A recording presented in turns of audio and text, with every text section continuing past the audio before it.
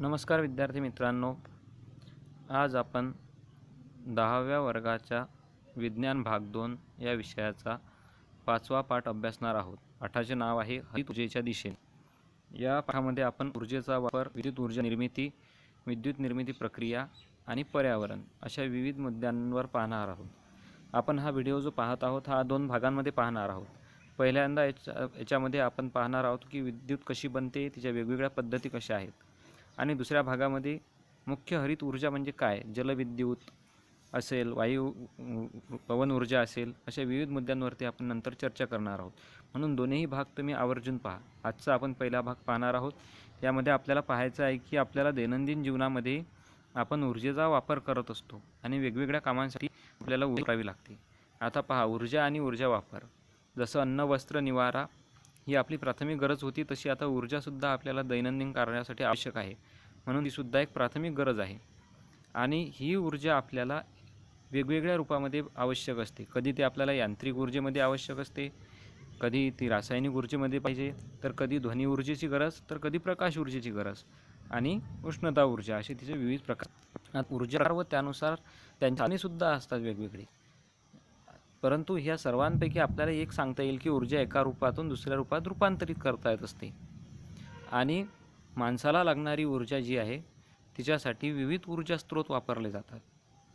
मागील इयत्तांमध्ये आपण ऊर्जा स्रोत अशा संकल्पनांचा अभ्यास केला आहे.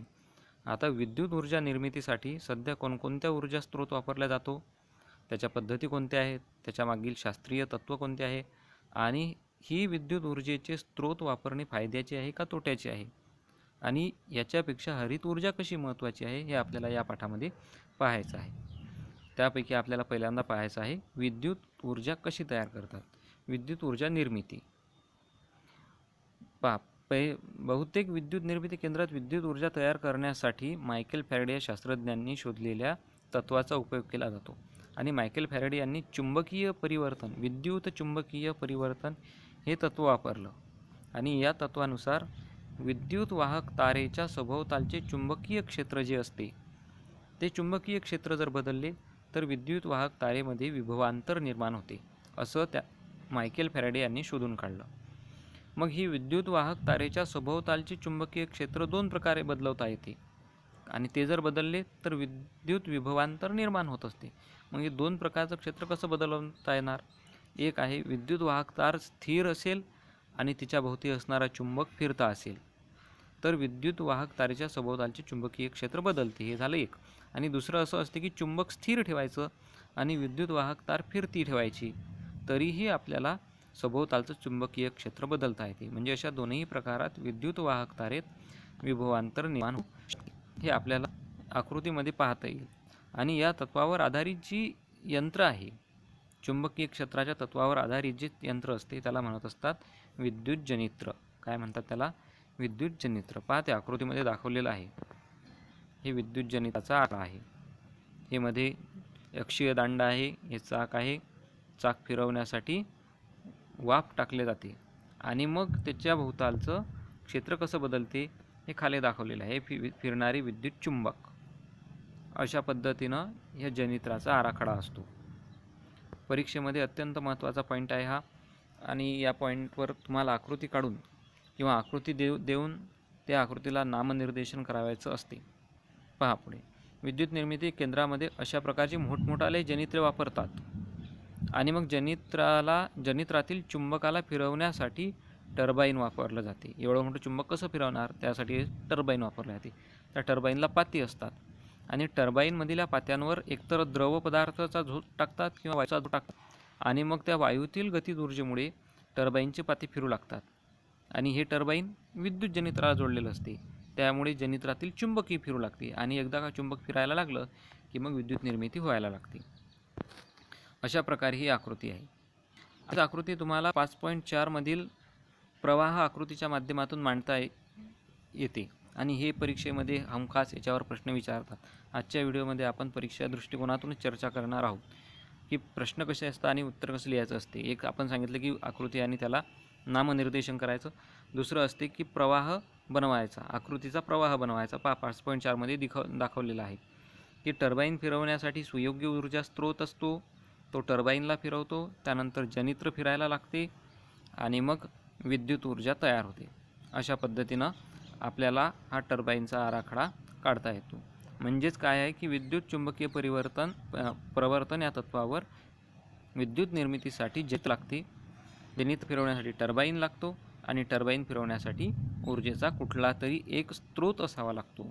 आता आपण पुढे पाहणार आहोत कोणकोणते स्रोत आहेत ते. आणि मग टर्बाईन फिरवण्यासाठी जो स्रोत वापरतात त्यानुसार विद्युत निर्मितीचे केंद्रांचे प्रकार असतात. आता त्यापैकी पहिला प्रकार आहे औष्णिक ऊर्जेवर आधारित विद्युत ऊर्जा निर्मिती, की ज्यामध्ये औष्णिक ऊर्जा, उष्णता वापरून टर्बाईन फिरवल्या जाईल. पहा, या केंद्रांमध्ये वाफेवर चालणारे टर्बाईन असते. कोळशाचं ज्वलन करून म्हणजे त्यातील उष्णता वापरून बॉयलरमधील पाणी तापवले जाते आणि पाण्याचे रूपांतर उच्च तापमानाच्या आणि उच्च दाबाच्या वाफेत केल्या जाते. मग अशी उच्च दाबाची जी वाफ आहे त्या वाफेकडून टर्बाईन फिरवल्या जाते आणि मग आपल्याला माहीत आहे की टर्बाईन फिरवलं का जनित्र फिरते आणि विद्युत निर्मिती होते. आणि मग पुढे याच वाफेचं रूपांतर, जी वाफ आपण वापरली त्याच वाफेचं रूपांतर पुन्हा पाण्यात केले जाते, तिला थंड केले जाते आणि ते बॉयलरकडे परत पाठवले जाते. मग याचीसुद्धा एक प्रवाह आकृती इथं तयार झालेली आहे. ही सुद्धा परीक्षेमध्ये येऊ शकते की इंधन कोळसा वापरला, कोळशापासून वाफ निर्मिती केली, वाफेपासून टर्बाईन फिरवलं, टर्बाईनने जनित्र फिरवलं आणि मग विद्युत ऊर्जा निर्मिती झाली. यापैकी वाफ जी आहे ती वाफ पुन्हा बाहेर आली, वाफेचं पुन्हा पाण्यात रूपांतर केलं आणि ते पुन्हा त्या टर्बाईनला फिरवण्यासाठी वापरण्यात आली. इथं हा वरच्या प्रवाह आकृतीपेक्षा थोडासा वेगळ्या प्रकारची प्रवाह आकृती आहे. पहा, पुढे विद्युत निर्मिती करण्यासाठी उष्णता ऊर्जेचा इथं आपण वापर केला आणि त्यामुळे या निर्मिती केंद्राला म्हटलेलं आहे औष्णिक विद्युत केंद्र. औष्णिक विद्युत निर्मिती केंद्रामध्ये जी उष्णता तयार केली ती कशाच्या माध्यमातून केली तर कोळशातील रासायनिक ऊर्जेचं रूपांतर टप्प्याटप्प्यानं करत विद्युत ऊर्जा तयार केली. मग हे सुद्धा आपल्याला टप्प्याटप्प्यानं होणारं रूपांतर पाहता येईल की कोळशातील रासायनिक ऊर्जा, त्याच्यापासून उष्णता आली म्हणून औष्णिक ऊर्जा, औष्णिक ऊर्जेतून वाफ आली आणि वाफ वेगात सोडवल्या गेली म्हणून त्याला म्हटलेलं आहे गतिज ऊर्जा. आणि गतिज ऊर्जेमधून टर्बाईन फिरायला लागलं तर टर्बाईनची गतिज ऊर्जा आणि याच्यापासून विद्युत ऊर्जा निर्मिती झाली. असा हा प्रवाह आकृती बनते. खाली दिलेली आहे की मनोरापासून औष्णिक विद्युत निर्मिती केंद्राचा आराखडा असतो. या ठिकाणी जनित्र दिसते आहे मध्यभागी. त्यानंतर त्या जनित्राकडून हे विद्युत निर्मितीचं बॉयलर दिसत आहे. बॉयलरच्या माध्यमातून वीज तयार झाली आणि जनित्रासाठी जी वाफ बनवायची होती ती वाफ या ज्वलनाच्या माध्यमातून आलेली आहे. त्यामुळे एका मनोऱ्यामधून धूर बाहेर जाताना दिसत आहे की इथं कोळसा जाळला, त्यातून निर्माण झालेला धूर बाहेर जात आहे. आणि दुसऱ्या याच्यामध्ये जी वाफ वापरली होती त्या वाफेला पुन्हा थंड करण्यासाठी एक कूलिंग टॉवर वापरलेला आहे की ज्याच्यामध्ये थंड पाणी असते आणि त्या थंड पाण्याचा उपयोग करून वाफेला पुन्हा थंड केल्या जाते. पण त्यावेळेस वाफ आणि बाष्प आणि उष्णता बाहेर फेकण्यासाठी हे दुसरं कूलिंग टॉवर आहे. एक असतो मनोरा, एक असतो कूलिंग टॉवर. अशा पद्धतीचा हा विद्युत ऊर्जा निर्मितीचा आराखडा आहे. हा जर परीक्षेमध्ये विचारलं की समोरचा आराखडा काय दर्शवतो तर तुम्हाला उत्तर द्यावं लागेल की तो औष्णिक विद्युत निर्मिती केंद्र आहे आणि त्यामध्ये कशा पद्धतीनं विद्युत निर्मिती केल्या जाते. हा पुढे आणखी विस्तृतपणे दिलेला आहे की औष्णिक विद्युत केंद्रामध्ये 2 प्रकारचे मनोरे दिसतील आणि औष्णिक विद्युत निर्मिती तंत्राची रचना समजून घेतल्यानंतर आकृतीचा आराखडा पाहिला तर त्यात बॉयलर, टर्बाईन, जनित्र आणि संगणन यंत्र यांची रचना आपल्याला दिसते. बॉयलरमध्ये कोळशाचं ज्वलन करून उत्सर्जित वायू उंच धुरांड्यामार्फत हवेत सोडला जातो.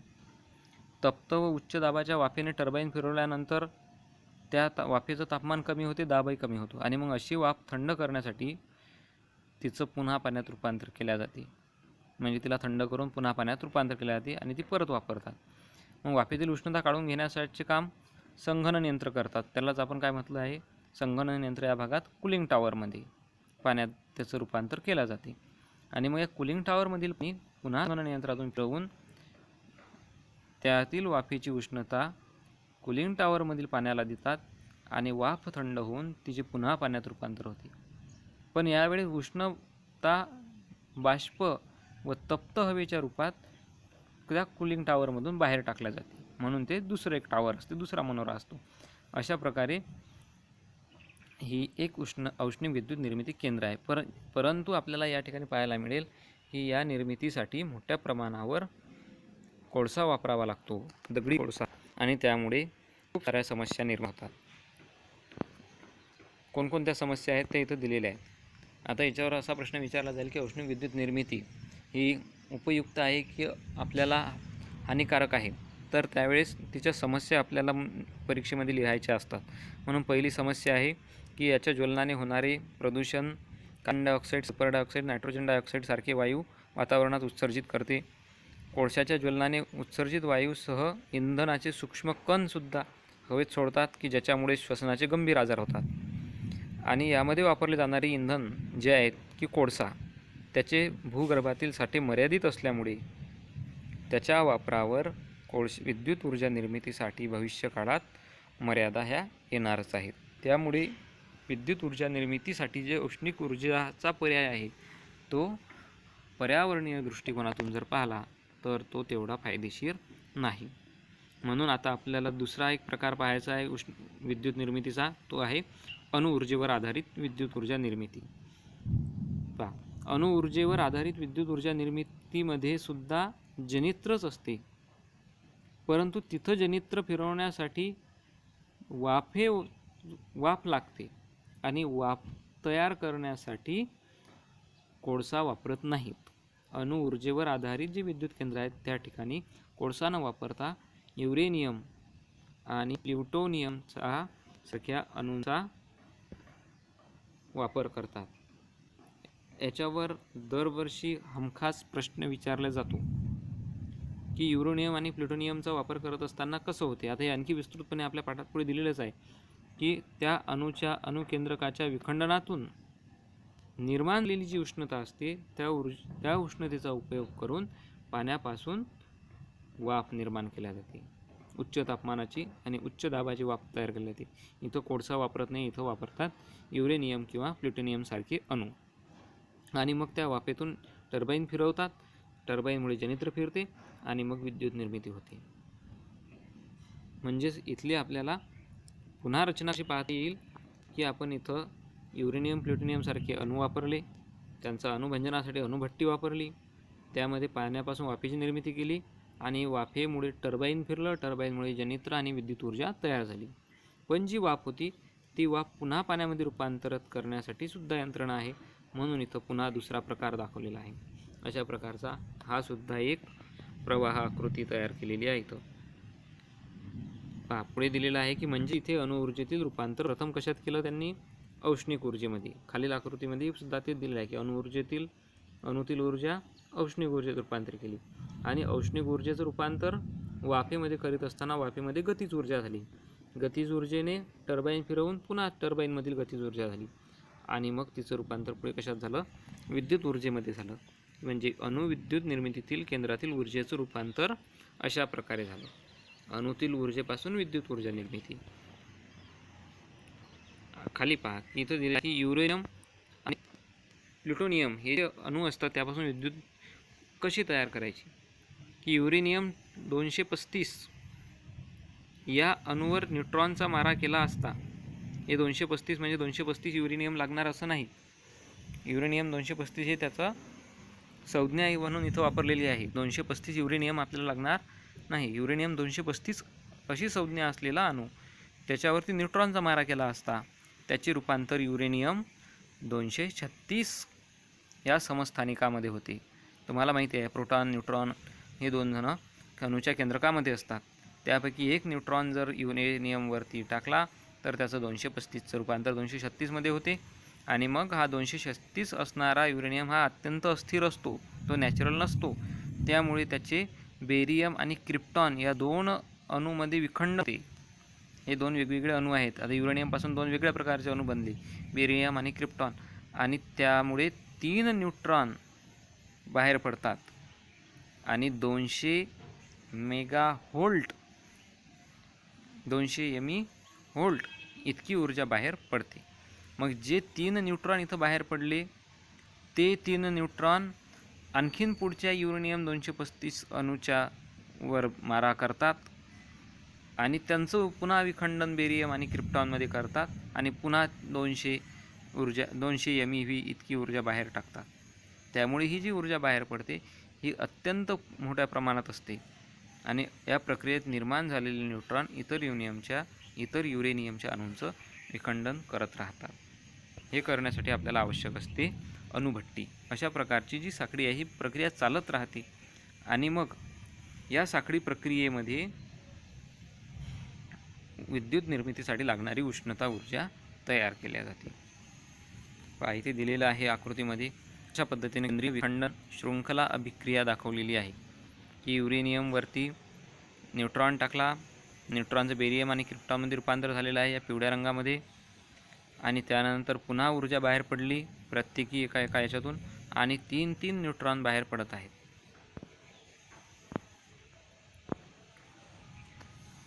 आता पुन्हा अशी आकृती परीक्षेमध्ये विचारल्या जाऊ शकते की अशा आकृतीचा आराखडा देऊनही ही आकृती कोणत्या विद्युत निर्मिती केंद्राची आहे, तर ते आपल्याला सांगता येईल की इथं एकच कूलिंग टॉवर आहे, इथं 2 नाही, इथं एकच आहे, आणि अणुभट्टीचं हे नियंत्रण कांड्या दिसत आहे बाजूने, त्यामुळे ही आकृती जी आहे ती अणुऊर्जेची अणुभट्टी आहे. अशा अणुऊर्जेवर आधारित विद्युत निर्मिती केंद्रात कोळशाऐवजी आपण अणुऊर्जा वापरली, त्यामुळे वायू प्रदूषण होत नाही. शिवाय पुरेसे अणुइंधन उपलब्ध जर असले तर अणुविद्युत ऊर्जा हा एक चांगला ऊर्जा स्रोत असू शकतो. पण तरीही इथं अनेक समस्या आहेत. पहिली समस्या जी आहे ती ही आहे की अशा अणुविखंडनामुळे धोकादायक अशी आण्विक प्रारणे बाहेर पडतात आणि अशा पदार्थांची विल्हेवाट लावणे हे अत्यंत कठीण प्रश्न होऊन बसलेला आहे. अशा अणुविद्युत निर्मिती केंद्रात जर अपघात घडला तर त्यातून बाहेर पडणाऱ्या आण्विक प्रारणांमुळे अनेक लोकांचे जीव जाऊ शकतात, प्रचंड जीवितहानी होऊ शकते.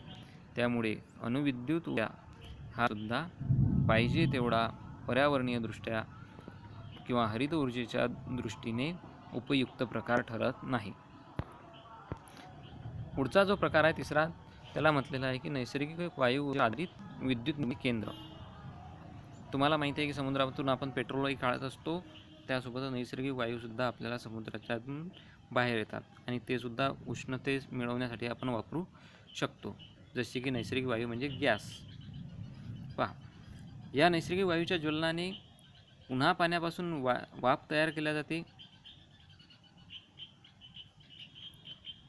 नैसर्गिक वायूच्या ज्वलनाने निर्माण होणाऱ्या उच्च तापमान व उच्च दाबाच्या वायूने टर्बाईन फिरवल्या जाते आणि मग त्या टर्बाईनद्वारे विद्युत निर्मिती होते. ते आकृतीमध्ये पहा कसं दिलेलं आहे की उच्च दाबाच्या हवेसाठी कॉम्प्रेसर त्यांच्या तिथं असतो. नैसर्गिक वायूचा उपयोग करून मग ज्वलनकप्प्यामध्ये काय केल्या जाते, उच्च दाबाची हवा तयार केल्या जाते आणि ती वायू टर्बाईनवर टाकल्यानंतर टर्बाईनद्वारे जनित्र फिरवल्या जाते आणि नंतर विद्युत ऊर्जा तयार होते. म्हणजेच नैसर्गिक वायूच्या आधारित या विद्युत संचामध्ये आपल्याला 3 भाग पाहायला मिळतात. एक, कॉम्प्रेसरच्या सहाय्याने ज्वलन कप्प्यामध्ये उच्च दाबाची हवा सोडल्या जाते. तिथे नैसर्गिक वायू व हवा एकत्र येऊन त्यांचं ज्वलन केल्या जाते, म्हणजे इथं पाणी वापरल्या जाणार नाही, पाण्याची वाफ नसेल. आणि या कप्प्यातून आलेला अतिउच्च दाबाचा आणि तापमानाचा वायू टर्बाईनची पाती फिरवतो आणि टर्बाईनला जोडलेले जनित्र विद्युत निर्मिती करतात. अशा पद्धतीनं टप्प्याटप्प्याने ऊर्जा रूपांतर होते. तेच आपल्याला आकृतीमध्ये पाहता येईल की नैसर्गिक वायूमधील रासायनिक ऊर्जा आणि त्यामुळे निर्माण झालेली वायूच्या ज्वलनातील गतिज ऊर्जेने फिरवलेली टर्बाईन आणि टर्बाईनमुळे निर्माण झालेलं विद्युत ऊर्जा. म्हणजेच कोळशावर चालणाऱ्या विद्युत निर्मिती संचापेक्षा नैसर्गिक वायूवर चालणाऱ्या संचाची कार्यक्षमता ही अधिक असते आणि यातून सल्फर डायऑक्साईड बाहेर पडत नसल्याने प्रदूषणही कमी होते. हे आपल्याला एका आकृतीमध्ये तर पाहता येईल की याच्यामध्ये आपण कोळसा वापरलेला नाही, केवळ नैसर्गिक वायू वापरलेला आहे.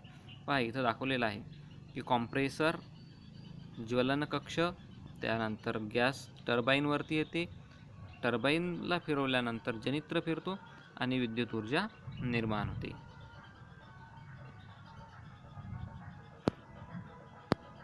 पुढे आपल्याला दिसत आहे की भारतातील काही प्रमुख नैसर्गिक वायू आणि विद्युत निर्मिती केंद्रे व त्यांची निर्मिती क्षमता दिलेली आहे.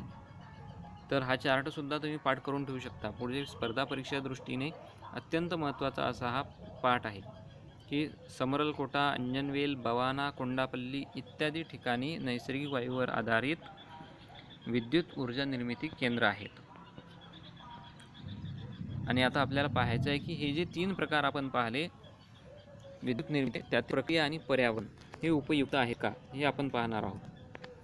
की कोळसा असेल, नैसर्गिक वायू असेल किंवा युरेनियम असेल, यासारखी इंधनं वापरून विद्युत निर्मिती करणं हे पर्यावरणपूरक नाही. म्हणजे त्याला काय म्हटलं आहे, पर्यावरण स्नेही नाही. म्हणजेच यांचा जर वापर केला तर पर्यावरणावर दुष्परिणाम होतात. त्यातला पहिला दुष्परिणाम आहे की कोळसा किंवा नैसर्गिक वायू यासारखी खनिजे इंधनाच्या ज्वलनातून काही घटक वायूंची आणि कणांची निर्मिती होते, जसे की सल्फर डायऑक्साईड, आणि ते हवेत मिसळल्या जातात. त्यामुळे हवा प्रदूषित होते. आणि इंधनाच्या अपूर्ण ज्वलनातून कार्बन मोनॉक्साईड जो तयार होतो त्याचा आपल्या आरोग्यावर अत्यंत दुष्परिणाम होतो. इंधनाच्या ज्वलनातून आणखी कार्बन डायऑक्साईड तयार होतो, त्याचेसुद्धा दुष्परिणाम होतात. जागतिक तापमानात वाढ होणे हे एक महत्त्वाचं उदाहरण आहे. आणि पुढे आहे आम्लवर्षासारखे परिणाम आपल्याला पाहावे लागतात. आणि धुरातील कण जे आहेत जीवाश्म इंधनाच्या अपूर्ण ज्वलनामुळे, त्यामुळे दम्यासारखे श्वसन संस्थेचे विकार होतात. दुसरा मुद्दा असा आहे की ते का वापरायचे नाहीत. तर ही सारे जे प्रकार आहेत, कोळसा, खनिज तेल, नैसर्गिक वायू, हे तयार होण्यासाठी लाखो वर्षे लागली. त्यांचे साठे मर्यादित आहेत, म्हणजे भविष्यात ते नक्की संपणार. आणि असं म्हटलं जाते की ज्या वेगाने आपण इंधनाचे साठे आज वापरत आहोत त्या वेगाने जर वापरले तर येत्या 200 वर्षात हे साठे संपतील. नैसर्गिक वायूंचे साठे 200 ते 300 वर्षात संपू शकतात. पुढे आहे की अणुऊर्जेची जर वापर केला जास्त तर त्या अणुऊर्जेमुळे आण्विक कचरा तयार होतो. त्याची विल्हेवाट लावणं अत्यंत घातक आहे.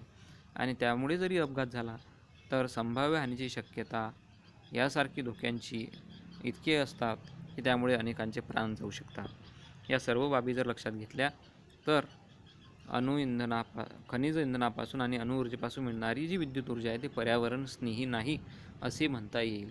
या शेवटच्या मुद्द्यावरती परीक्षेमध्ये दरवर्षी हमखास प्रश्न विचारला जातो की अणुऊर्जा ही पर्यावरण स्नेही आहे का, औष्णिक विद्युत ऊर्जा पर्यावरण स्नेही आहे का, किंवा नैसर्गिक वायू ऊर्जा ही पर्यावरण स्नेही आहे का. असेल तर त्याचं स्पष्टीकरण द्या आणि नसेल तरीही त्याचं स्पष्टीकरण द्या, अशा पद्धतीचा प्रश्न विचारला जातो. यानंतरच्या भागामध्ये आपण पाहणार आहोत. आज आपण इथेच थांबणार आहोत. जलविद्युत ऊर्जा, पवन विद्युत ऊर्जा, अशा प्रकारच्या हरित ऊर्जा आपण पाहणार आहोत. सौर ऊर्जा.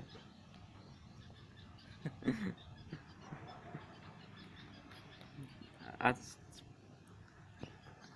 दुसऱ्या भागामध्ये हे 3 मुद्दे पाहायला जातील. त्यामुळे दोन्हीही भाग आणि त्यातील जे प्रश्न सांगितलेले आहेत ते तुम्हाला वहीमध्ये उतरवायचे आहेत, प्रॅक्टिस करायची आहे आकृतींची आणि प्रश्नांची.